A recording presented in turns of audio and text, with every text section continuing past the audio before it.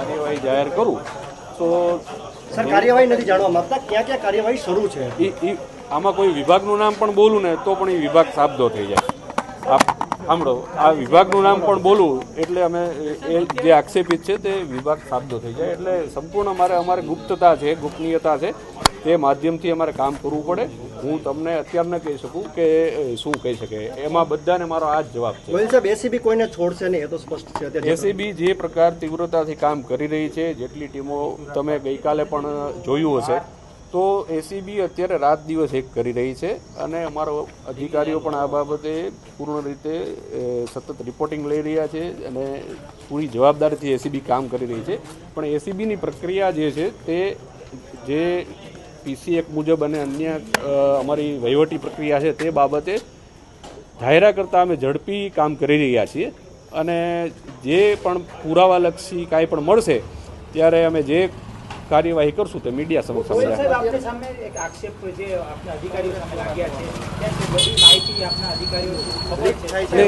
આ બાબતનો હું રદિયો આપું છું. આ એમનો સાંભળો, આ કોંગ્રેસનો આક્રોશ છે એ એક અલગ વસ્તુ છે. કોઈ પણ વ્યવસ્થા ઉપર જો શંકા જ રાખીએ તો એ વ્યવસ્થા પરિણામ ન આપી શકે. બરોબર છે, આ મારું બહુ સ્પષ્ટ કહેવાનું છે. તેમના ટીકાની, તેમના આક્રોશની એટલી જ વાત કહું, હું પ્રોફેશનલ રીતે વાત કરીશ. બરોબર છે, હું એમનો સ્વીકાર કરતો નથી અને અમે સારામાં સારી કામગીરી કરીએ છીએ. એસીબી છેલ્લા ઘણા વર્ષોથી ગુજરાત આખામાં ખૂબ સારી કામગીરી કરી રહી છે. તમે જુઓ, મીડિયાના મિત્રોને ખ્યાલ છે. બરોબર છે, ચાહે ખેત તલાવડીના કૌભાંડ હોય કે કોઈ ઉચ્ચ અધિકારીની મિલકતની સંબંધી તપાસ હોય કે કાંઈ પણ હોય, એસીબી કામ કરે છે અને હું પૂર્ણ રીતે કહું છું કે હું એમને બાબતે આ બાબતે કોઈ પણ રીતે. રાજકોટ એકમની સાથે કેટલી ટુકડીઓ જોડાય છે સર? રાજકોટની એકમ આશરે 3 થી 4 ટુકડીઓ છે.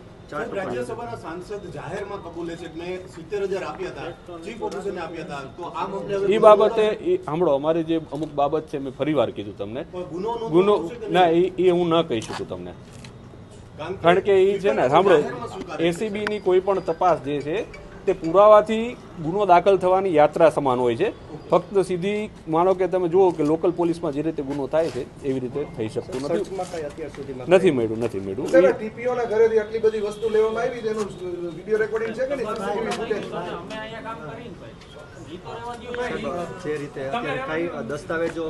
એની બધા સાંભળો, કોર્પોરેશનમાં અને જે અધિકારીઓના ઘરે જે પણ કાર્યવાહી થયેલી છે તે કાર્યવાહી સંબંધે અત્યારે પૂરજોશથી કામગીરી ચાલુમાં છે અને આગળની કાર્યવાહી માટે આપ સૌને પ્રજાને એસીબી ઉપર ભરોસો રહે એ માટે આપના તરફથી પ્રજાજોગ મેસેજ એ છે કે એસીબીની સૌથી મોટી તાકાત નાગરિકો છે. એનું કારણ હું કહું તમને કે નાગરિકો ફરિયાદ કરવા આવે અને સહકાર આપે. અમારી જેટલી એસીબીની ટ્રેપ થાય છે, કેસો થાય છે, એ બધામાં હિંમતવાળા નાગરિકો જે આવે છે એના કારણે એસીબી કામગીરી કરી શકે છે અને જે પરિણામ મળ્યું છે નાગરિકોના સહકારથી મળી શક્યું છે.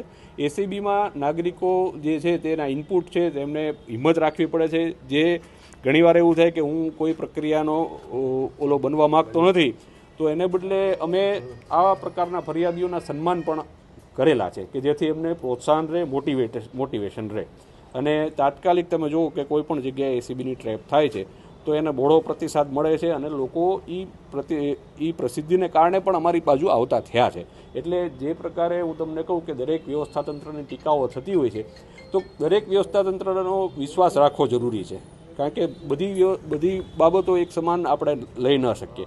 વ્યવસ્થાની જે પ્રક્રિયા છે, તેની સિસ્ટમ છે, તે મુજબ કામગીરી થતી હોય અને પરિણામ આવશે. સાહેબ, સાગઠિયા ઉપર ભરોસો આપશો એસીબી થકી? કારણ કે અત્યારે સાંભળો, હું તમને ડાયરેક્ટ કે ઇનડાયરેક્ટ કોઈ હું તમને એવું લીડિંગ ક્વેશ્ચનનો જવાબ ન આપી શકું કે જેથી અમારી માહિતી જે છે, અમારી ગોપનીયતા છે, અમારી વિશ્વસનીયતા છે કે ખાનગીપણું છે, એ સહેજ પણ ઈંટ મળે માનો કે, તો સામેવાળાને એના આક્ષેપિત કોઈ પણ હોય એને પોતાનો બચાવ કરવાનો તક મળે છે. એટલે તમે મીડિયાના સૌ મિત્રો છો, તમે તો જાણકાર છો આ બધી પ્રક્રિયા, તો ગુપ્તતા બાબતે કોઈ પ્રશ્ન ન પૂછતા, કારણ કે આમ જુઓ ને તો બધું કોન્ફિડન્સ. પરિવારને એટલો ભરોસો આપશો કે એસીબી કોઈને છોડશે નહીં? એસીબી જે પણ આ કામે અમારી પ્રક્રિયામાં, અમારી તપાસોમાં, અમારી અરજીમાં, અમારા સાહેબોની સૂચના મુજબ જે પણ કાયદાના 4 દિવાલોમાં આવતા હશે એને નહીં મૂક્યા. સાંજ સમાચાર ફેસબુક પેજને લાઇક કરો, વિડીયો શેર કરો અને વધુ વિગતવાર સમાચાર માટે sanssamachar.net વિઝિટ કરો.